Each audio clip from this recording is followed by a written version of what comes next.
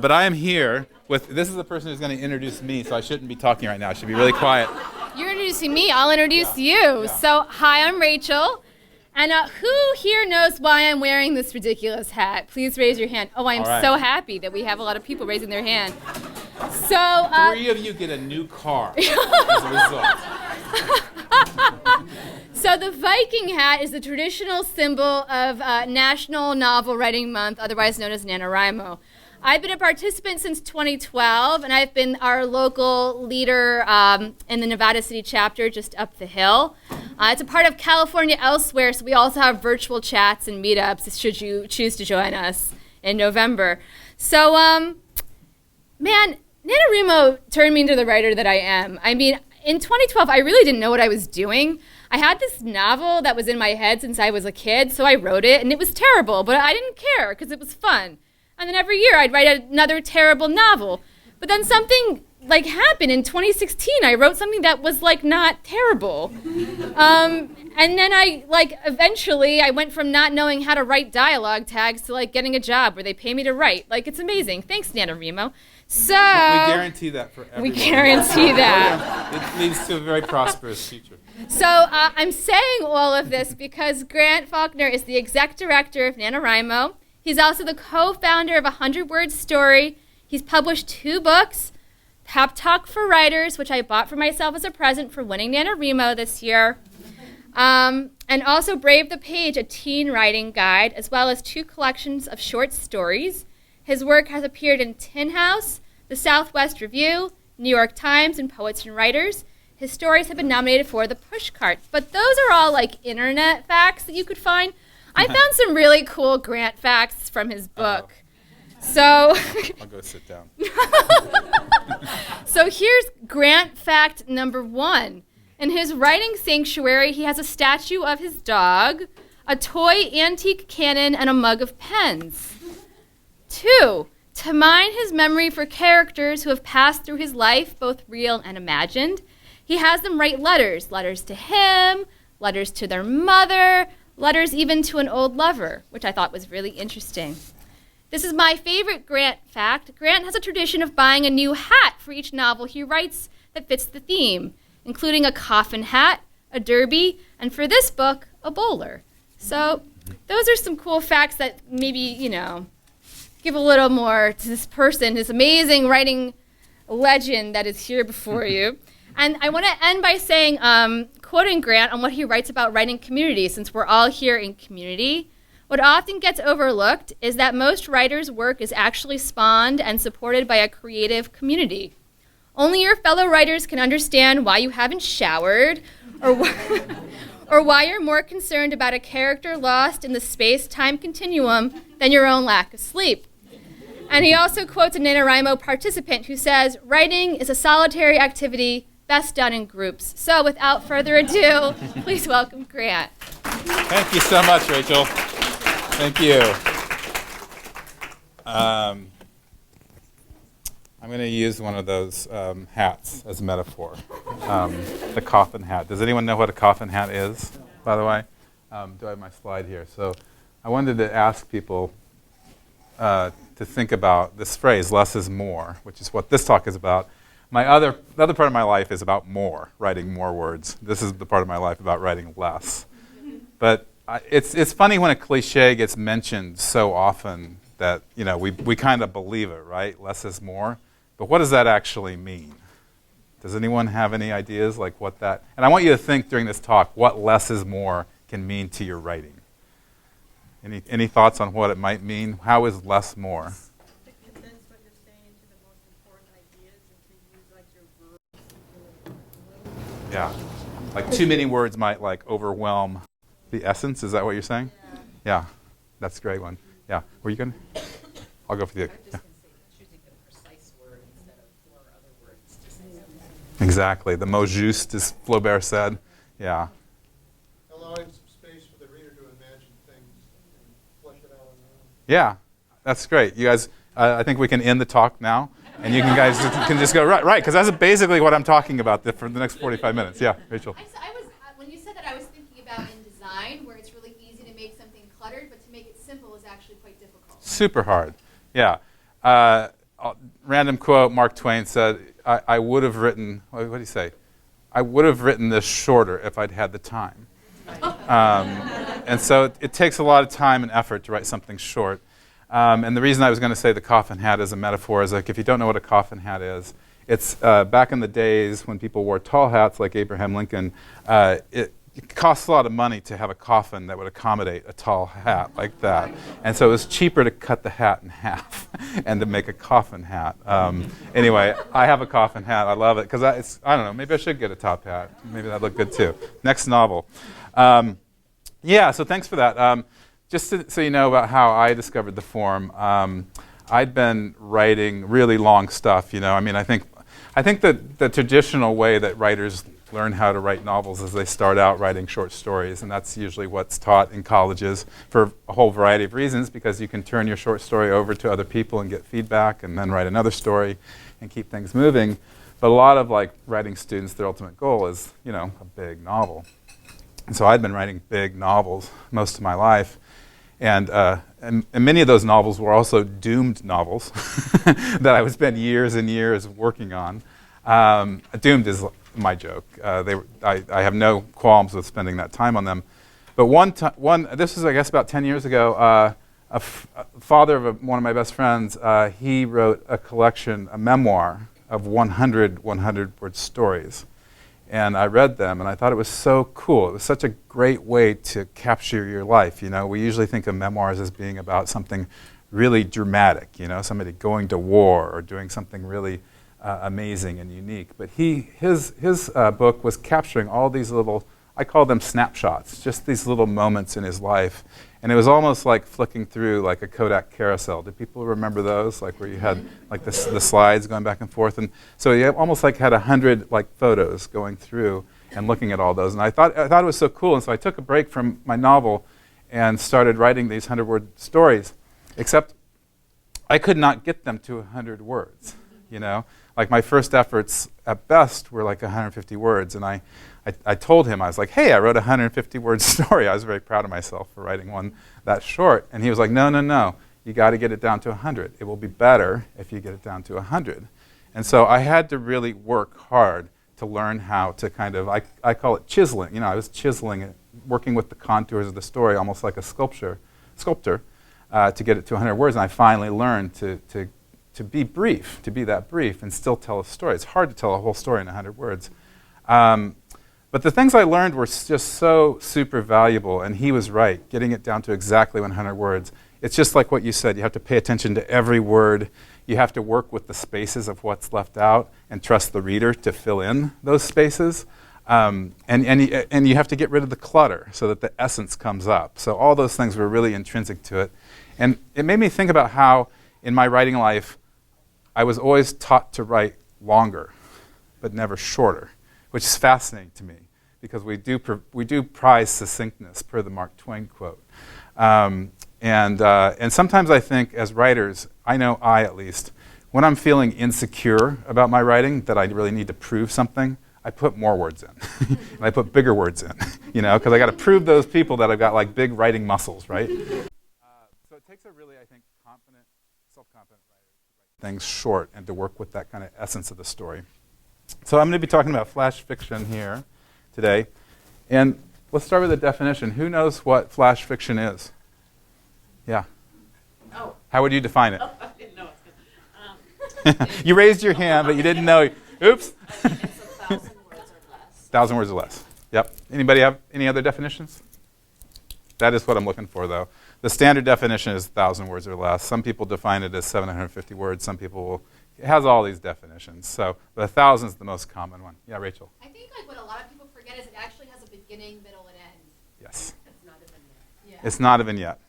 That's 20 slides forward. I'll just chop that part out. No, that was beautiful. No, that's great. That's great. Yeah, they have a beginning, middle, and end, even though they're so short. And you know, the guy who coined the term flash, and I'll talk a little bit more about him, but his initial definition was it was something you could see in on one 2-page fold, you know. So actually that was about 750 words, but something like that. But what I find interesting about it is, like the words to describe a novel, like what are there? There's novel, saga, maybe a series of novels, small novels, a novella. Then you work down to like a short story. I don't know any other word for a short story. They're just called short stories. But Flash has a bunch of different words to describe them. It's like the tinier the form, the more forms there are within it. It's like they're nested in there. And so like they're called a short. In Japan, they're called palm stories. So a story that fits in your palm. And I'm going to be talking about a lot of metaphors. So think about that. That's something that would fit in your palm. They're called a smoke long because the idea being that you could read one in one cigarette. I don't know how long that is, but maybe 1,000 words. Postcard story, a story that fits on a postcard. Microfiction, which is 300 or 400 words or less. I like the word miniature a lot. Drabble is 100 words. And by the way, like the 100-word stories that I write, a lot of people ask this, they're exactly 100 words. So not 99, not 101. It has to be exactly 100 words. And that's where the precision comes in, the picking out the exactly right word. And it's fascinating as an editing exercise to get it down to that. Hint fiction, 26 words or less. I don't know who determined that, but that's what it is. 5-second flash. NPR used to run these stories that were exactly 3 minutes. Yeah, they were beautiful. And I think that might be like 500 or 600 words to get 600, yeah. 6-word memoirs are huge and wonderful. It's amazing you can tell a story in 6 words. And then flash, the term flash is what we commonly use today, and this guy, James Thomas, who I know, coined that. He didn't really coin it, actually. He just gets credit for it. He's the one who, most flash anthologies that you'll see in the library or the bookstore, he is somehow behind them. He probably has about 10 flash anthologies. So if you're new to the form and want to explore it, it's good to get one of those. I think the first one he published was back in the 80s. And anyway, the reason he didn't truly come up with it, he was with his wife kind of pondering, what do you call these little stories? And he was calling them blasters at the time, and he wasn't. Yeah, that's good you laughed because fortunately they're not called blasters. So there was a lightning bolt outside the window, and it illuminated the entire sky in just like a moment, of course. And his wife said, "Why don't you call them Flash?" And so that stuck. And so that's kind of why we call them Flash today. So the interesting thing I find about Flash is that they're paradoxical. So per this quote from Jonah Lehrer, who wrote this great book on creativity, says the imagination is actually unleashed by constraints. You break out of the box by stepping into shackles, which is really hard to think about, right? Like it gives you freedom. And I think about like poetry really resembles this in a lot of ways. Like if you think of a sonnet is 14 lines, 3 quatrains, and then the couplet to end it. And people have played around with that sonnet form in a whole bunch of different ways with different rhyme schemes and stuff. But because of that constraint, if you think about writing a 14-line poem free verse versus writing a 14-line poem in a sonnet with all those constraints, you're going to get 2 very different poems. And those constraints, whether it's the rhyme scheme or the number of lines, are going to bring out a different type of expression. And that's the liberation, because you have to use your imagination in an entirely different way. You don't have a bunch of room like in a novel where you can go 20 pages to explore one thing. You have to look for that precise word and that succinct way to tell it. Paul Muldoon, the poet, said, "Form is a straitjacket in the way that a straitjacket was a straitjacket for Houdini." If you know anything about Houdini, the thing is, like, if you're taking off your jacket, we all do it without thinking about it, right? You just take it off. If you're in a straitjacket and want to get out, you have to really think about unique ways to move your body. It's like a Rubik's Cube. And so that's kind of what Flash is. You got to think about unique and innovative ways to move your language, move your story, and still keep a beginning, middle, and end, which is the kind of definition of what a story is.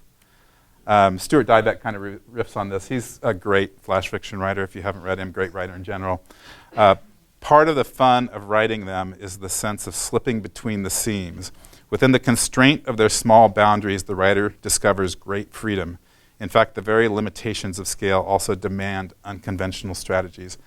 And so I've seen a bunch of different types of stories about how they're told. You know, and this probably bleeds into short stories too, but I've seen stories constructed with just a list, you know, just like a grocery store list. And within that list, there's a story. Let me think. I wanted to do a book, a collection of stories based on the reviews that people leave on products on like Amazon. I was buying a pair of clogs on the internet, and I was very confused about which ones to get. And I started reading the stories, the reviews, and the reviews turned into these life stories that were just so fascinating. And so I was thinking, why not a whole collection of these? Anyway, so I think so this is all that's kind of the unconventional strategy. That's getting out of the straitjacket, is like coming up with different ways to think about telling a story. So I'm going to go through just a few metaphors for Flash here, and then I hope everyone has writing utensils, paper, computers, because we're going to do a Flash writing exercise as well. Yeah. Yeah. If not, we have some, so raise your hand if you need paper and pen. That's great. Yeah, so I just want to, again, for me, it really helps me to think of the Flash form in metaphors, because it just offers a symbol or an image for me to write within. And so Henry Beston said, "In the emotional world, a small thing can touch the heart and the imagination every bit as much as something impressively gigantic.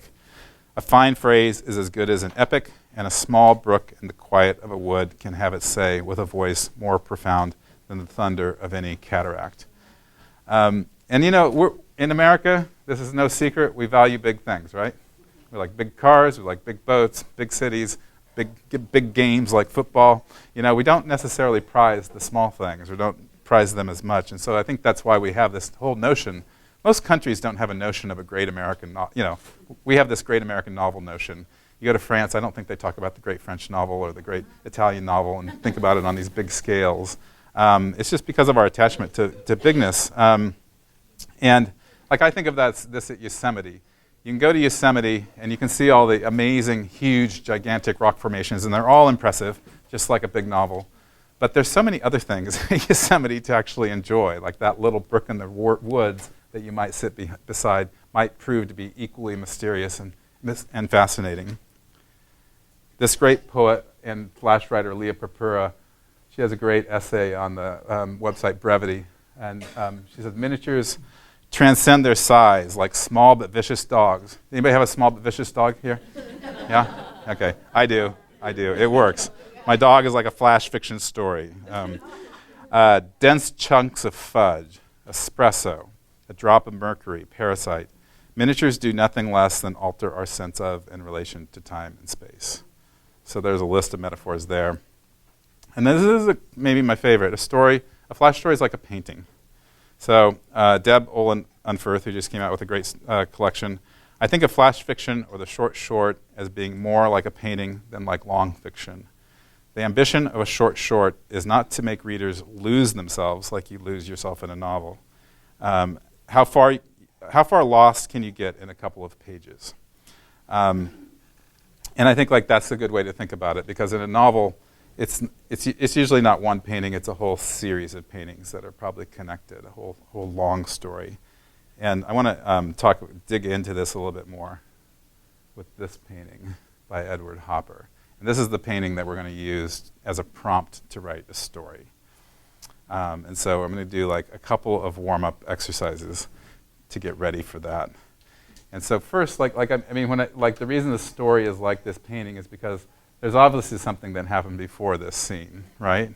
This is a dramatic scene in its way, and it probably leads to something that happens afterwards, but we're not going to see either. So the story's told right here. We have to imagine the before and the after. And that's what a Flash story often is too. It's just taking one part of the story and showing it. So what do you guys see in this painting? Can you see it well enough in the light? Yeah? What's happening here? No wrong answers. I've heard everything about this painting. It's amazing how it gets interpreted. Yeah? Avoidance. Yeah? She wants to tell him that she's pregnant, but she's nervous. Ah. You got your story. Anybody else? Yeah.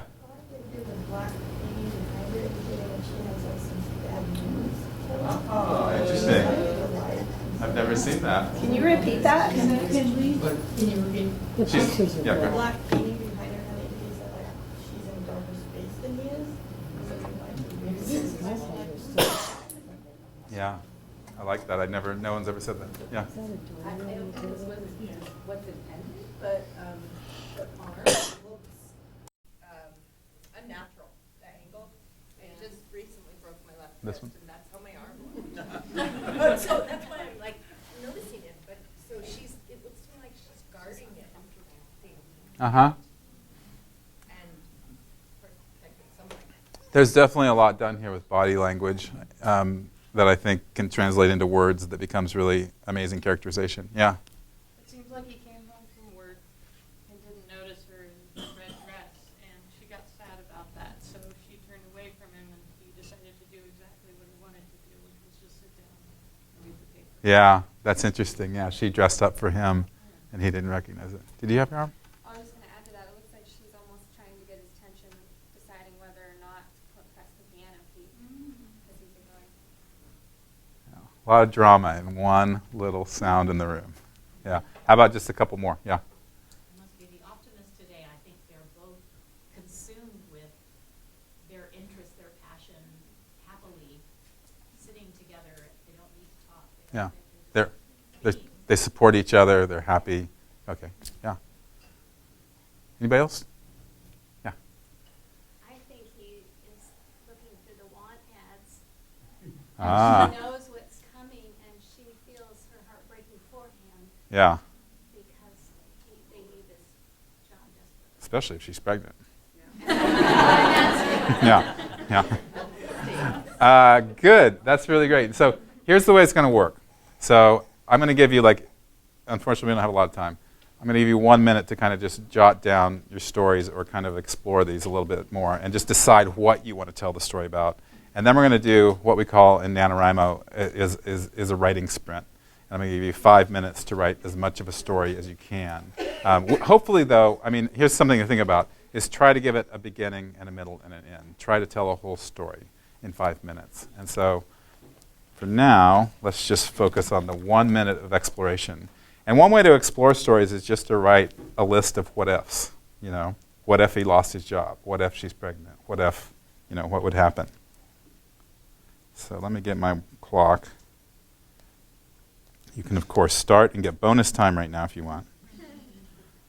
I can't find it.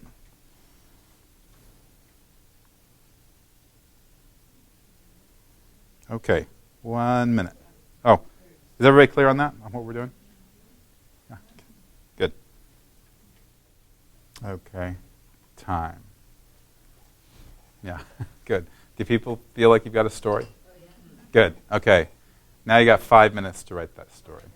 Yeah. So no word limit. I guess keep it under 1,000 words. No. If you can do it in 100, though, that's extra special.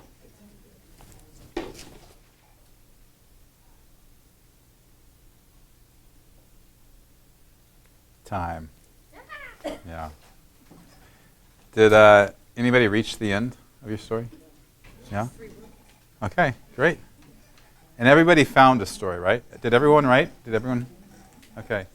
So this does two things. One, it proves any argument about writer's block. No, writer's block doesn't exist. You all just wrote. I've done this hundreds of times, and people have always been able to write during a NaNoWriMo writing sprint, word sprint. I was wondering if we could maybe share one now, and at the end of this, if anybody else wants to read theirs, we can read more. I always have different appetites. Do you want to read yours? Yes, I did it in 25 words, but I don't know if I did it. Oh, let's. You did it. Trying to do these 50, 100 things. So anyway, what of our life, our future? We must be optimistic. She turned to the window for hope. He turned to the job ads in the paper. Ooh. That's 25 words, huh? Oh, good. Yeah. Did I do it? Yeah. Oh my gosh. Yeah. That's great. Yeah. I like the way you ended with him, like showing his movement, but his like movement turning to the paper tells a larger story. Yeah. Yeah. It's like a hint. Like a lot of what I think makes flash fiction work is hinting about something, not necessarily explaining, but hinting, especially when you're doing something 25 words. Let's do one more since there was only 25 words. Anybody else? Betsy, want to do yours? Yeah. See if I can do. Yeah. It's not 25 words. Anything under 1,000. Yeah. It's a very challenging thing to take on 25. I've told you before, Amelia, no piano while I'm reading. I've had noise all day. That had been the agreement when she got the piano. She knew this, she agreed. But today she played the Chopin perfectly. Perhaps just this once he wanted to hear. His paper rustled behind her. Keys were a toothy grin. Play me. One finger, one key, just this once. Amelia, not now, for God's sake, not now. The pad of her finger, with the pad of her finger, she petted the key. Not now, Amelia. She petted the key once more. Perhaps not it. Oh, wow. I hope so. I don't know. I like how you captured him a lot in dialogue, like he was obviously talking to a child, not now, Amelia, not now. Just the language and the rhythm of that is both how a parent talks to a child, so he's keeping her down. Did somebody have their hand up? Yes, we couldn't hear the last word here, and I think it might have been important. Do you want to reread The last sentence. The last sentence. She petted the key once more. Perhaps not ever. Thank you. Thank you for sharing those. It's wonderful when people share something they've written in the moment like that. So that makes me encouraged.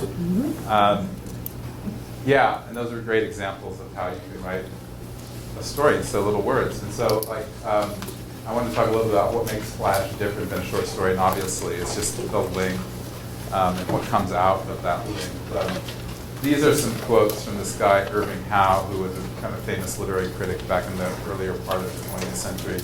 And he has a collection of short shorts. I think they're from the 40s or the 50s. But he was really grappling, like flash fiction wasn't named then, and not many people were writing these. And he discovered all these short shorts. And he's like, what are these? How do we talk about them as literary critics and writers? And so he kind of did a definition of them in his introduction. But I like his words a lot.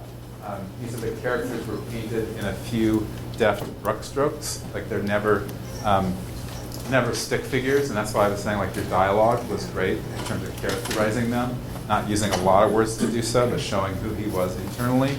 And I think like when we were talking, whoever was talking about the woman's posture, the way their stories were told through their posture, I think that's a great example of how a painter shows a person's inner life or invites you to interpret it.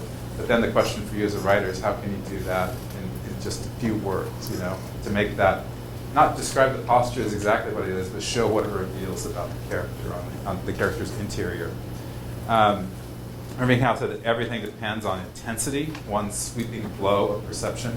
And I think that's what James Thomas's wife was getting at when like the flash comes down from the sky and illuminates everything. It's just very sudden. A flicker in the darkness, a slight cut of beam. And then I really like this last bullet. Plot is more about incident than a series of linkages. It's an epiphany that's been torn out of its context. Do people know the word epiphany? In terms of short stories, it's like when the character has this big realization. It usually happens at the end of a short story or a novel. You kind of work up to that epiphany. So this definition is saying you don't really work up to the epiphany. You kind of snatch it out of its context and just tell that as the story, which I think is really great because that's what I think that painting kind of was. It was just a scene snatched out of a series of scenes. And there's not necessarily a next scene. Jerome Stern, who collected like one of the initial like really great anthologies of Flash back in the 70s. He said, the shorter the piece of fiction, the less need for a plot. You can write a fine story in which little happens. A man curses his neighbor, a widow, crushes his neighbor too. A widow quits her mahjong group, or an unhappy family goes on a picnic. Simple shapes work better than something fussy and complicated, he said. And this is a real challenge. I'll talk a little bit more about this, but for what you said about having a beginning and middle and end, I think that most good Flash does have a beginning and a middle and end. Sometimes it's just a little more subtle than in a novel or a short story. It's a little harder to identify. So yeah, but you can play with that idea of, Philip Stevick said, life is but a history of moments. Life does not contain plots. And this, like the reason I include this is it goes back to my friend's father who wrote the memoir. It's like he had a collection of moments, not necessarily a guiding like arc that stitched those all together. And this brings up the question, is flash fiction a vignette? Does anyone know what a vignette is? Can you define it? Slice of life, yeah. It came from, the word vignette actually came from, they used to adorn books with like little vines and going down the margins. So it's kind of like a marginal story that doesn't lead anywhere. And so it's a slice of life. So it doesn't have a beginning, middle, and end. I think at their best, vignettes can be really lyrical and poetic, but they don't necessarily have a character change. Like that's what I'm talking about when there's a beginning, middle, and an end. So yeah, it's a short descriptive literary sketch or brief incident. The thing to think about is if you really want to, I think vignettes are fine. I love writing vignettes. I with a 100-word story, even though oftentimes, I guess I don't have a copy of it here, but when my co-editor and I are looking at stories, oftentimes if a story doesn't really move, like with a character change or beginning, middle, and end, we will decline it on those for those reasons, unless it's just so wonderfully and magically written. So if you're not writing a story, you have a lot to overcome for most editors, I think, if you're writing vignettes. But I don't want to discourage you from doing them. I think like this definition for me works a lot is that character change is often different in flash than in short story or novel, so it can be just like a little subtle character movement. But it takes a lot of practice to do that really well. In terms of like a lot of people say, what's the difference between a prose poem and flash? Because a lot of times a flash fiction can feel like it's a prose poem. Like for instance, poems move through hints, just like the hints, like the 25-word story could be viewed. I bet if you put line breaks in that, you could make it look like a poem. Poems move through what's left out, just like flash fiction does, through the absence, through the space around the text. And poems are kind of like paintings, too. They don't necessarily need a character change to exist. Grace Paley says that flash is closer to a poem. She says a short story is closer to the poem than to the novel, and when it's very, very short, a page, 2 pages, 2.5 pages, it should be read like a poem, that is slowly. People who like to skip can't skip in a 3-page story. So my definition of a prose poem, usually at this point when I'm doing this, I have a little more time, I'll read 2 stories/poems and ask people to identify the poem and the short story. And I set this up so that you're tricked, so that you'll say that the story is a poem and vice versa. But that's because the best definition I heard from a teacher was it's what the author calls it. So if my 100-word story, and I have one in here that's it's definitely like a prose poem, but I call it a story, and it's in a collection of stories, so it's a story. And the other poem that I read is a Robert Haas poem, and it's very narrative, and it's just like a little flash fiction, but it's in a collection of his poetry. So I guess this is all to say I wouldn't get hung up on definitions of what it is. It's what you call it, and if you want to publish it as a poem, you can do that. If you want to publish it as a story, you can do that. Yeah. I should say, because I'm not sure how much time I'll have for Q&A, so if you want to ask questions, feel free to interrupt me. So yeah, again, it's like all this is about telling a story through hints. And for me, at least, especially with 100 words, it's as much about editing than it is about writing. And I think the editing, like that's another thing. When we get submissions for a 100-word story, because it's such an accessible form, because anyone in the world can write 100 words pretty easily, a lot of time we get early drafts, and it's very evident to us. And when I, like the 100-word stories that I've written and published, I don't even know how many times I've revised them. So many times, over and over and over again, kind of chiseling words, adding words, chiseling words, just to get it exactly right. And this is like one of my favorite quotes about writing just in general, but especially for the short story. Hemingway was talking about the short story here, but it really applies to writing flash. He said, if a writer of prose knows enough of what he is writing about, he may omit things that he knows, and the reader, if the writer is writing truly enough, will have a feeling of those things as strongly as though the writer had stated them. The dignity of movement, and this is the metaphor, this is really important, the dignity of movement of an iceberg is due to only 1/8 of it being above water. A writer who omits things because he does not know them only makes hollow places in his writing. But But, you know, if you think about a story, again, it's largely about what's not told, like the absence, what's under the water, and that tip has to hint at all that mass beneath it. And so if an iceberg is showing 1/8 of an iceberg is a short story, like a flash is like, you know, shrink that, put it down to like, I don't know, 1%, you know, 5%, something like that. This quote from Louise Brooks: "Writing is 1% inspiration and 90% elimination." So again, it's like that process when I'm writing 100-word stories is cut, cut, cut, just write more, then write less. And if I can leave you with some metaphors to think about, this is the ultimate one for writing flash. Brevity is the soul of lingerie. When you're writing flash, just think of lingerie. Hang some up on the wall in front of you. Because lingerie covers everything, kind of, right? It invites you in, it seduces you, it tells a story, you know.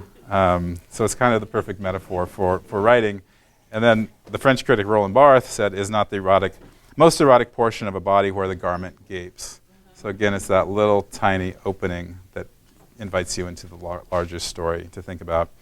And I think, so I got about 5 minutes, so I just wanted to show, this is like, I don't have internet access, but this is basically a 100-word story. And I started that, I think 8 years ago. After I got very addicted to writing 100-word stories then, and I started it, and we get hundreds of submissions every month now. And we've published a collection that's for sale here. I think the books are for sale in the other room, but I'll sign them here if you want, in addition to like pep talks and stuff. And I'll just take questions now. And if people don't have questions, we can read some stories. And right before we ask you guys the first question, I want to mention that Kim is collecting, has a book proposal for 100-word stories because you've been teaching them. Yeah, so we're super excited about that. Yeah, get teenagers through it. It is amazing with teenagers how it has just lit them up about talking about literary elements because it's so accessible to them. Yeah, so accessible. So many different types of people write 100-word stories, just like so many different types of people participate in NaNoWriMo because it makes novel writing accessible. Yeah, which I'll talk about more tomorrow, actually. Oh, and this is the collection of 100-word stories. Awesome. So this includes, and what's amazing about this per accessibility is that we will get submissions from writers, professional writers with amazing credentials. And we'll also get a submission from a 17-year-old, and it's the first story he or she's ever submitted. It's not rare for us to say that 17-year-old story is better than the professional writer's story, you know? And I think that's what's nice about the form, is that you can write a really good story better than when we started this, we approached like every professional writer we knew. And so many of them were trained to write long. They would admit, I failed, I can't do this, you know. Just like me, I had to develop actually like wiring. It was like I was a long distance runner, and I had to learn how to run a 100-yard sprint, which took a lot of training. So, your question? I was just wondering what the website, is it just 100-word story is what the website's called? 100wordstory.org. Yeah, and the name of the literary journal is 100-word story. Very specific, although we get questions all the time. You can write less or more than that. So people always want to cheat. Name the system. Yeah. I just had a quickie. Do you ever like get stories where it's like 100 words and then like another 100 words, kind of like, you know, that there's a haiku form where you can stitch them all together? Yeah, so that's a great question. Just like there are collections of linked stories, like short stories that kind of read like a novel, there's like a flash fiction really invites like linked stories. So a lot of people are using that to write essentially like a short story, like you might write 5,000 or 10,000 words, but it'll be in like little individual stories. So yeah, 100-word stories, I have like, one collection of linked stories in this. I think there are eight or nine different stories that form one story. So 8 or 9 different 100-word stories. And then throughout this, there are about, 20 or 25 stories about these two characters, Gerard and Celeste. And so I've actually, they're published individually here. They stand as individual stories, but I've also like kind of meshed them together and made them into a short story. Yeah. Yeah. Would you say a lot of jokes are flashes? Yeah, or they can be, aphorisms. I think really invite the joke form a lot. An aphorism is a type of flash in a way because it emphasizes brevity. But yeah, I think a lot of jokes can work as flash. Yeah. Mm-hmm. Yeah. You said you flash fiction that's a draft. It's not done yet. Yeah. So if you're looking at your story and you feel like this is ready to submit somewhere, what 3 questions, or like what, is there a little checklist of things that you could look at? And, It's so tough. yeah. And I just wrote this article on rejection for poets and writers, and I was talking about the fact that with 100-word story, it's sometimes very evident that they didn't take the story far enough, or that they turned in a draft too early.